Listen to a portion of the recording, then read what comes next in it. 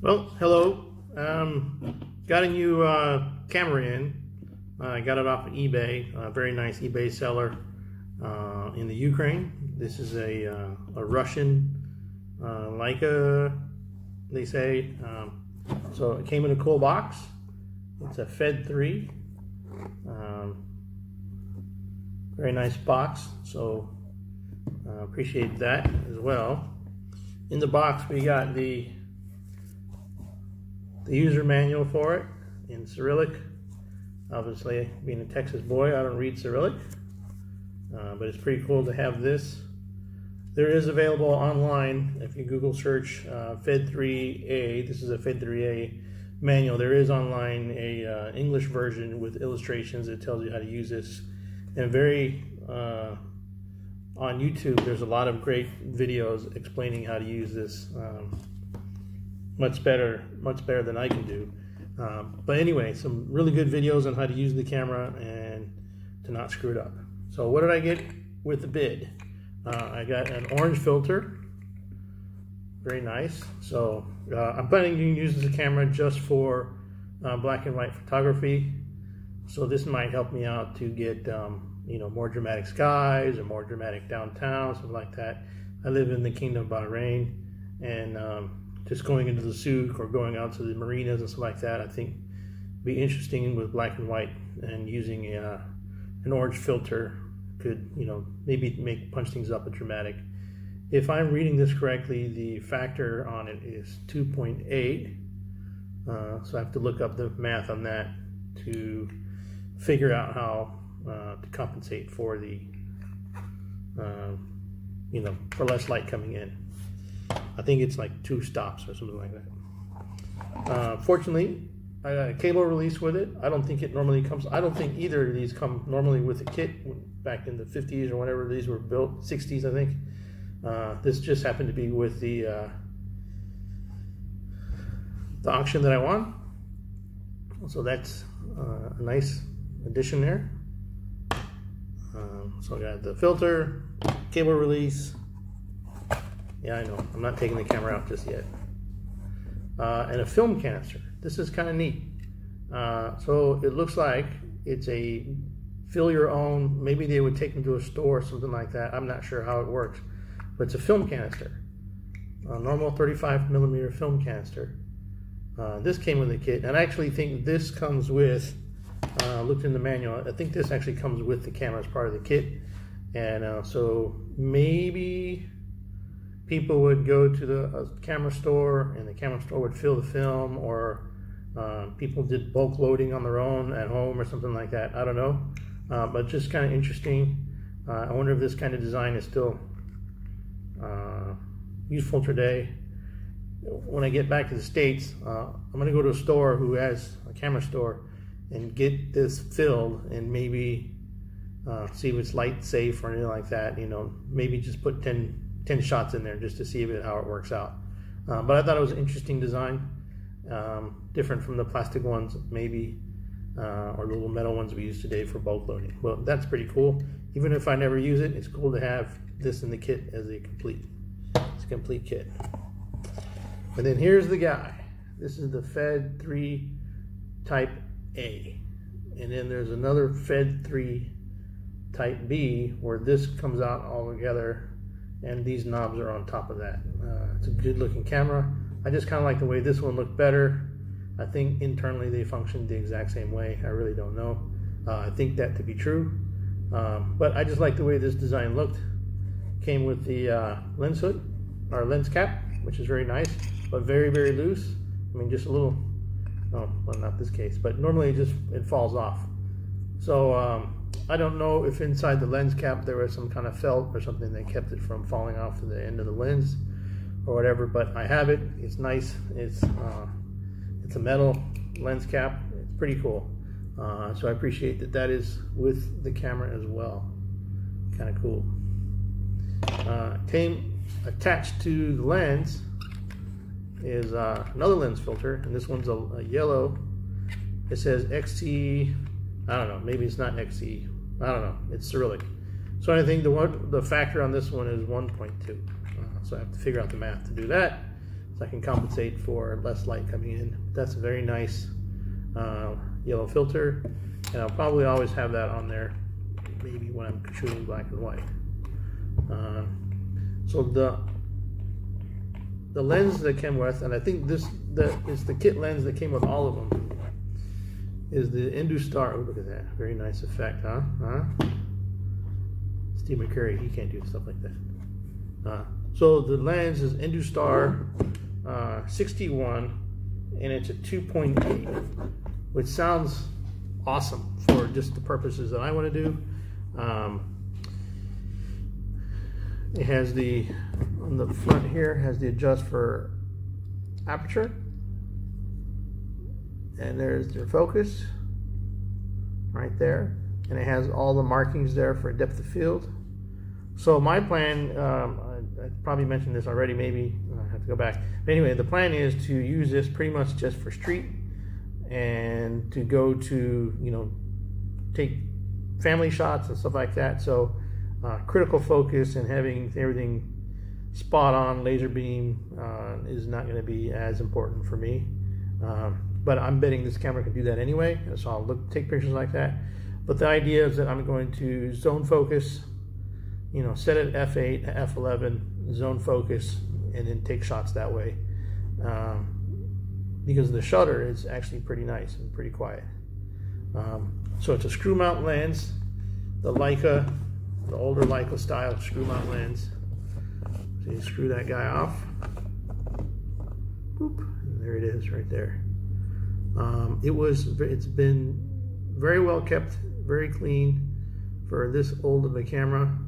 I just brushed it out a little bit and hit it with this guy a little bit, and then that was it. I mean, it's very clean. There's no fungus. There's nothing wrong with the lens itself. Is it the perfect lens? I don't know.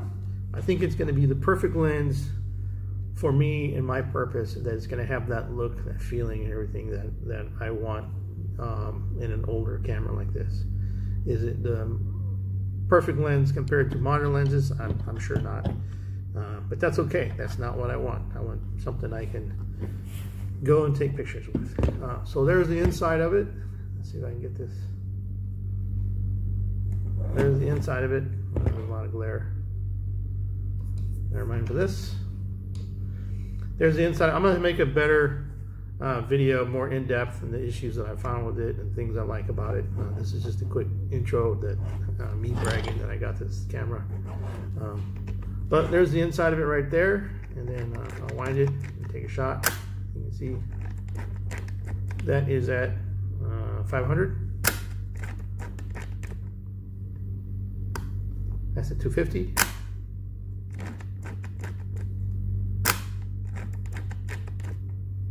And this is at 125.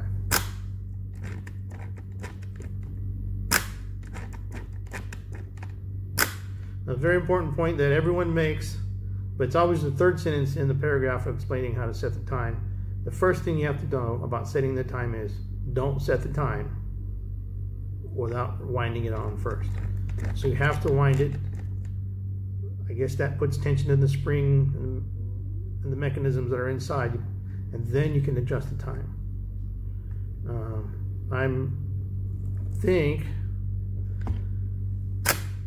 that the guy before me didn't do that, because on the lower speeds, below 125, it gets busted up and it doesn't hold time or anything like that. And then I have a harder time getting it back to above 125. So I'm not going to go ever below 125 anyway, because where I live, it's blazing hot sun. So I'll always be shooting sunny 16. Anyway, and I'll use 400 or 100 speed film with these filters. So I think 125 to 500, I'll be fine, and I will never have to go down to a slower speed. But anyway, so that's how that guy works. This is the wind on. It's right there. It's kind of cool. Kind of a minder. I don't know if it's going to focus or not. That's the minder. Obviously, when you set the speed, it's in some other speed terminology and method that they used back then, and maybe just in the Soviet Union that I'm not aware of. But anyway, there's a chart that corresponds, so I'm just going to leave it at 1 speed. So it reminds you it has no impact. The film speed is what it is. It's just a reminder. And then you can turn the disc to the area here, so the pictograph here, to the speed that you do reminder, so it kind of reminds you what kind of film you're using, whether it's color, whether it's tungsten, or whether it's black and white. And you set that to the speed that you're using, and then it reminds you, oh, what am I using? Oh yeah, I'm using, in this case, I have it set to black and white and 180 speed film.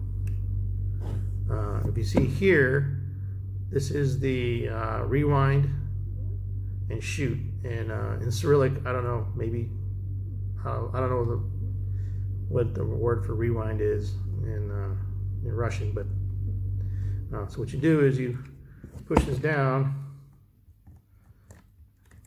Yeah, you gotta wind it on. Push it down, and then you turn it, and then that releases inside the spring, so that you can wind it all back.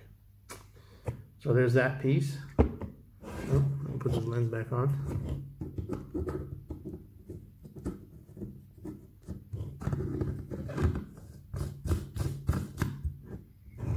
Okay. So this is, like I said, this is the rewind knob. It's always loose, but you just can't wind the film unless you put that in that position, and you can wind on. It has a nice direction arrow, it tells you which direction to spin it in. So rangefinder, so the window is here, and you have another window here, and you have that window right there for the rangefinder. Oh, that's not the window, that window there, that guy.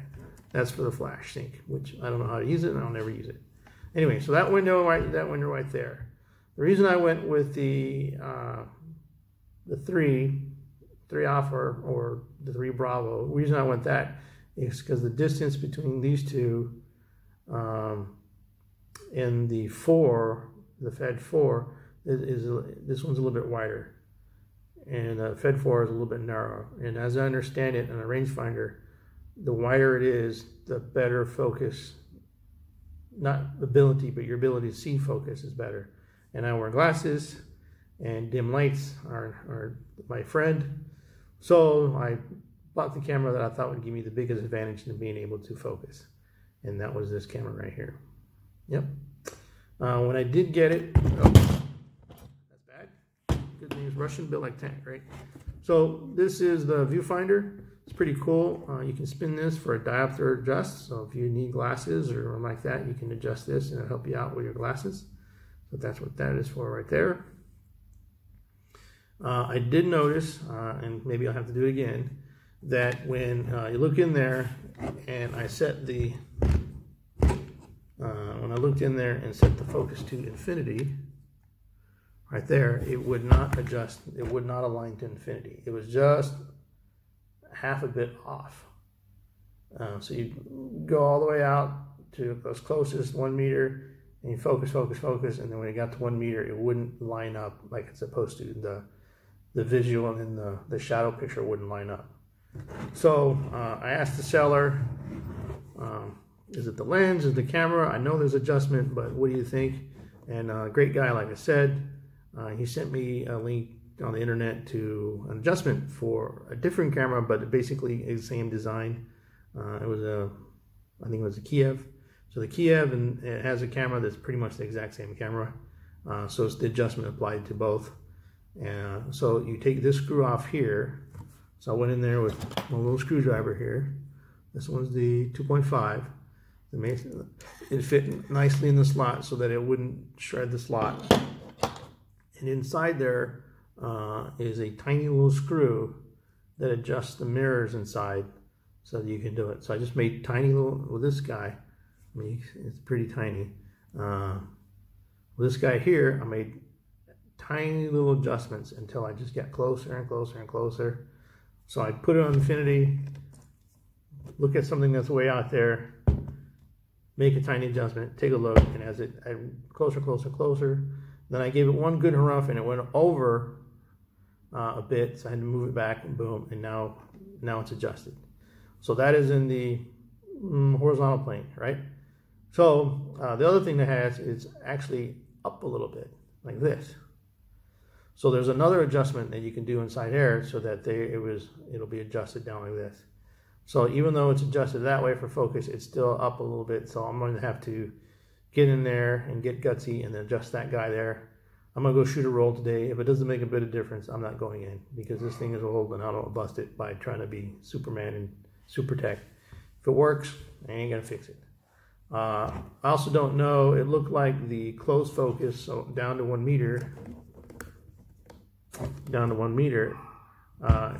So you do that is you put a piece of paper on the wall or something that's a meter away, draw some lines on it and try and focus. If it doesn't focus internally, take the lens off internally, and there's some and now that I dropped it over, you know, this thing, maybe I have to make that adjustment. But you adjust this guy for close focus. So the focus up here is for far.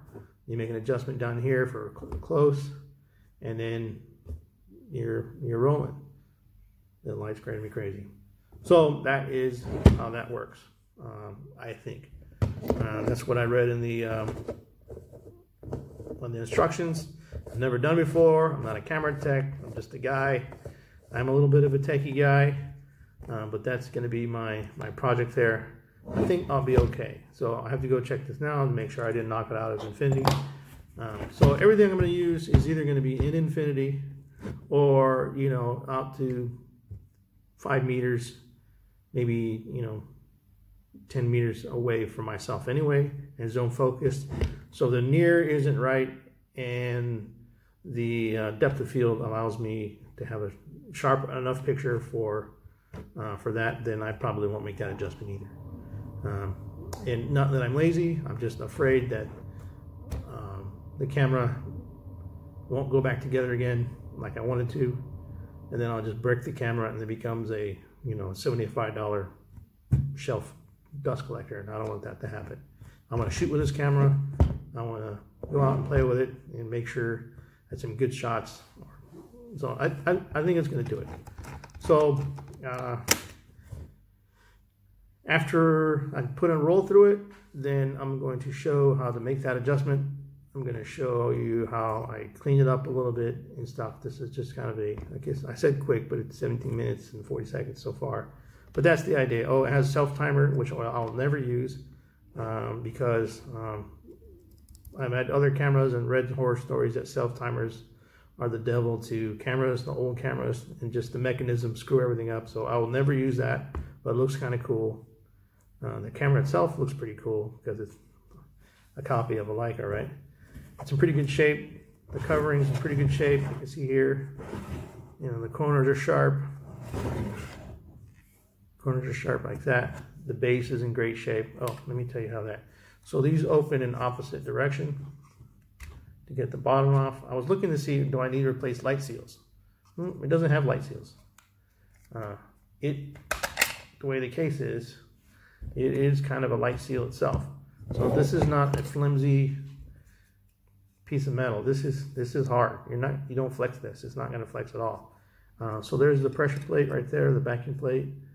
And the locking is back in here, kind of a cam. And you can see these are pretty. It's hard. It's not flimsy. So the way the clamshell slips into these grooves,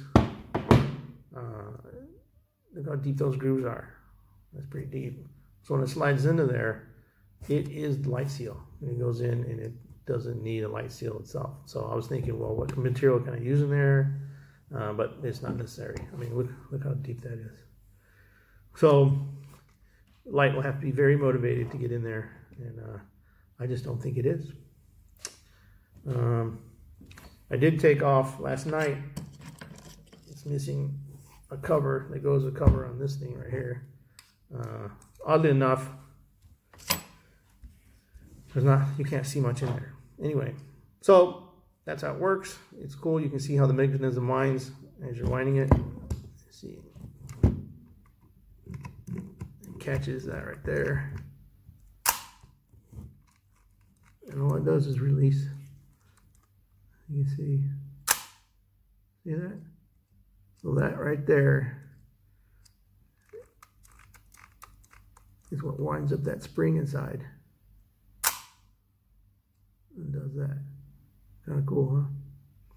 The buyer did say these, at slower speeds, these cameras are notorious for getting the shutter getting stuck. And I saw that, where the shutter just, once you click it, it opens, but it only closes halfway. Then you have to wind down again and do it a couple times, and then it'll close all the way. So I'm never gonna mess with that, so not worried about that.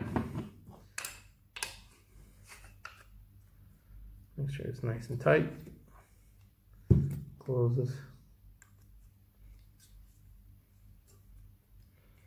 This side here, there you go. So now it's there. Close the camshaft, or the cam lock. And that's it. So that's it. That's the Fed 3. There it is, focused. That's Fed 3 kit that I got off of eBay. Pretty happy with it. Yellow filter, lens cap going back on over the yellow filter. And that's it. Thanks, guys.